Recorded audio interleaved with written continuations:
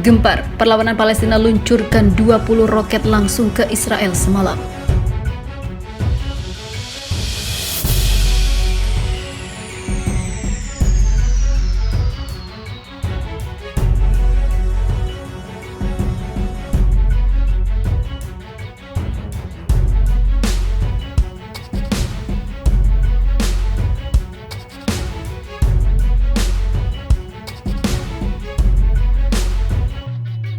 Kelompok perlawanan Palestina meluncurkan lebih dari 20 roket ke distrik-distrik Zionis di sekitar Gaza untuk membalas gugurnya anggota senior gerakan jihad Islam.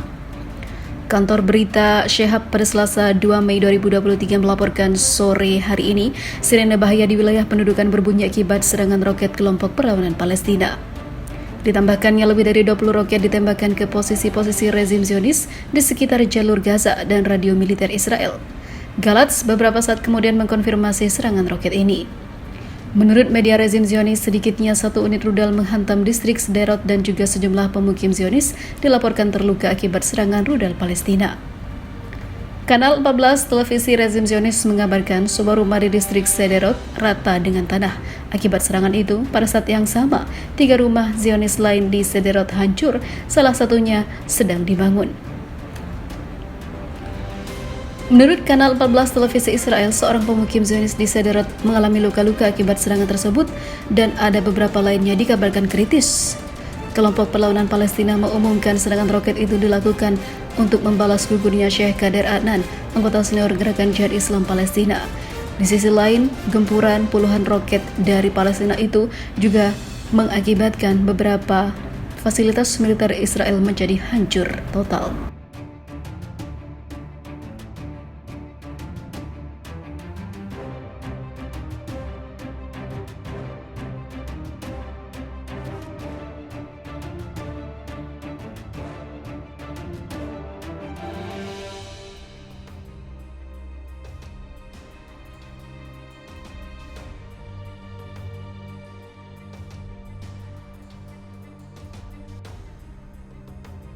Jihad Islam dan Hizbullah persatukan kekuatan balas serangan Israel yang terus ganggu Palestina.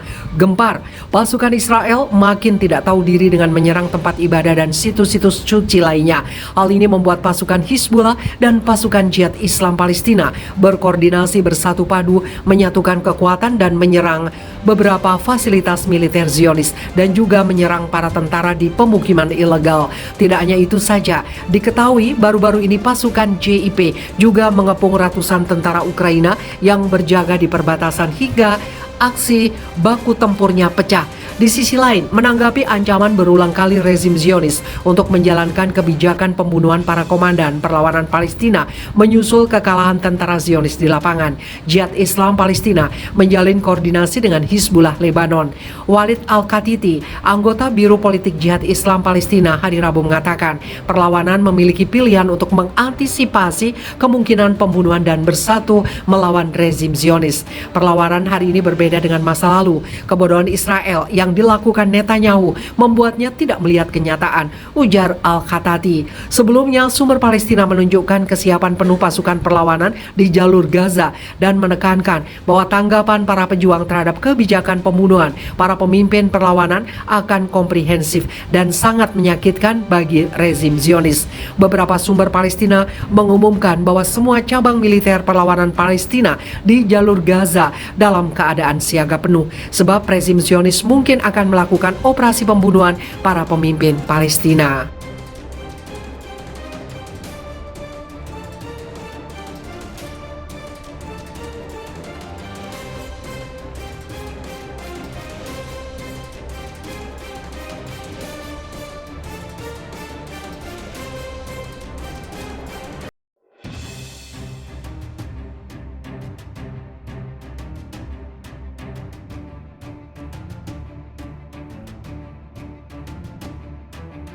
Israel rusak area sholat di Masjidil Aqsa, Hamas balas dengan rusak fasilitas militer Zionis.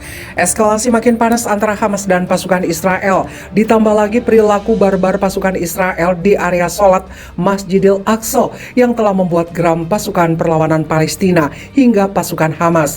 Perbuatan Israel yang tidak berperi kemanusiaan ini akhirnya mendapat balasan. Hamas melakukan serangan dan pengerusakan ke area militer atau fasilitas militer milik Israel sehingga membuat ribuan pasukan Israel luka-luka dan juga jadi korban.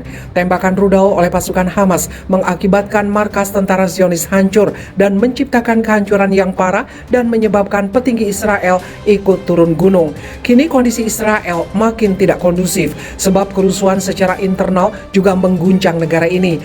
Sementara itu diberitakan sebelumnya, gerakan perlawanan Islam Palestina di Gaza, Hamas dan Jihad Islam geram atas perusakan area sholat di Masjid Al-Aqsa Al-Quds, Yerusalem Timur yang diduduki seperti dikutip dari Wafa.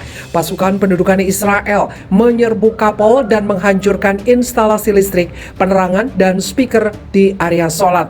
Azim Hasim, juru bicara Hamas, mengatakan serangan itu merupakan kelanjutan dari perang agama Israel terhadap tempat-tempat suci di Yerusalem. Perjuangan untuk melestarikan identitas Arab Islam Masjid Al-Aqsa akan terus berlanjut, katanya dalam pernyataan tertulis. Sementara itu, juru bicara Jihad Islam Tariq Silmi mengatakan serangan itu adalah agresi lain dalam perang terhadap Masjid Al-Aqsa. Upaya administrasi pendudukan Israel untuk menguasai masjid tidak akan pernah berhasil, tegasnya.